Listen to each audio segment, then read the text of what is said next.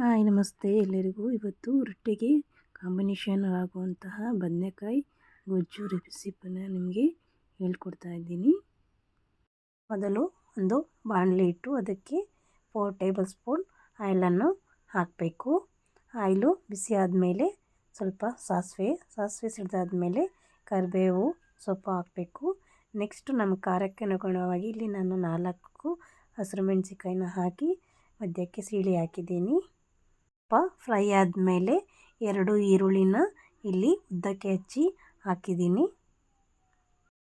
ಅದು ಹಸಿ ವಾಸನೆ ಹೋಗುವವರೆಗೆ ಚೆನ್ನಾಗಿ ಫ್ರೈ ಮಾಡಬೇಕು.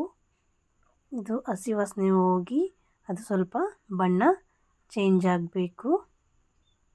ಈಗ ಬಣ್ಣ ಚೇಂಜ್ ಆಗ್ತಾ ಬರ್ತಾಯಿದೆ, ಹಸಿ ವಾಸನೆ ಎಲ್ಲ ಹೋಗಿ.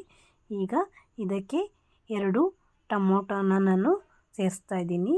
ಸಣ್ಣಕ್ಕೆ ಹೆಚ್ಚಿದ್ದು 2 ಟೊಮೊಟೊನನ್ನು ಸೇರಿಸ್ತಾ ಇದ್ದೇನೆ. ಈ ಟೊಮೊಟೊ ಹಣ್ಣು ಎಲ್ಲ ಚೆನ್ನಾಗಿ ಮೆತ್ತಗೆ ಬೇಯಬೇಕು.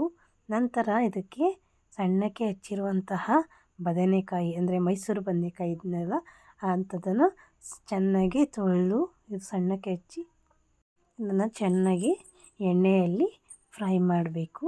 ಇದ್ರದ್ದು ಎಲ್ಲ ಇಲ್ಲೇ ಎಣ್ಣೆಯಲ್ಲಿ ಸ್ವಲ್ಪ ಬೇಯಬೇಕು ಚೆನ್ನಾಗಿ.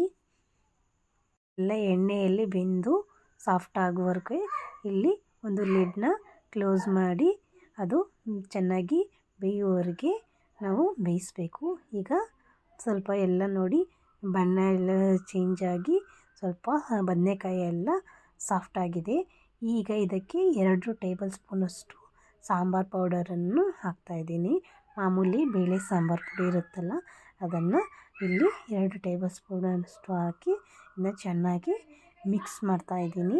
ಇದರದ್ದು ಸ್ವಲ್ಪ ಹಸಿ ವಾಸನೆ ಎಣ್ಣೆಯಲ್ಲಿ ಫ್ರೈ ಮಾಡಿದ್ರೆ ಇನ್ನೂ ತುಂಬ ಚೆನ್ನಾಗಿರುತ್ತೆ. ಅದಕ್ಕೆ ಈಗ ಇದನ್ನ ಸ್ವಲ್ಪ ಚೆನ್ನಾಗಿ ಎಣ್ಣೆಯಲ್ಲಿ ಫ್ರೈ ಮಾಡ್ತಾಯಿದ್ದೀನಿ. ಇದಕ್ಕೆ ತಕ್ಕಂತೆ ಸ್ವಲ್ಪ ನೀರನ್ನು ಸೇರಿಸ್ತಾಯಿದ್ದೀನಿ. ಅಂದರೆ ಬೇಯಬೇಕಲ್ವ ಇದು ಬದನೆಕಾಯಿ, ಅದಕ್ಕೋಸ್ಕರ ಇದನ್ನ 1 ಲೋಟದಷ್ಟು ನೀರನ್ನ ಸಾಕಾಗುತ್ತೆ. 1 ಲೋಟದಷ್ಟು ನೀರು ಸಾಕಾಗುತ್ತೆ. ಇದನ್ನ ಹಾಕಿ ಚೆನ್ನಾಗಿ ಬೇಯೋಕ್ಕೆ ಬಿಡಬೇಕು. ನೆಕ್ಸ್ಟ್ ಇದಕ್ಕೆ ಅರ್ಧ ಟೇಬಲ್ ಸ್ಪೂನಷ್ಟು ಗರಂ ಮಸಾಲ ಹಾಕೋದಷ್ಟು ಇನ್ನೂ ಫ್ಲೇವರ್ ತುಂಬಾ ಚೆನ್ನಾಗಿರುತ್ತೆ ಇದ್ರದ್ದು.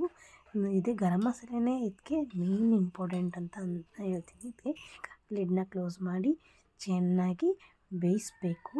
ಬೆಂದು ಅದು ಗಟ್ಟಿಯಾಗಬೇಕು. ನೋಡಿ ಈಗ ಗಟ್ಟಿಯಾಗಿ ಬರ್ತಾಯಿದೆ. ಇದು ಸ್ವಲ್ಪ ನೋಡಿ ಇದು ನೀರಾಗಿದೆ. ಇನ್ನು ಈಗ ಇದಕ್ಕೆ ರುಚಿಗೆ ತಕ್ಕಷ್ಟು ಉಪ್ಪನ್ನು ಆ್ಯಡ್ ಮಾಡ್ತಾಯಿದ್ದೀನಿ.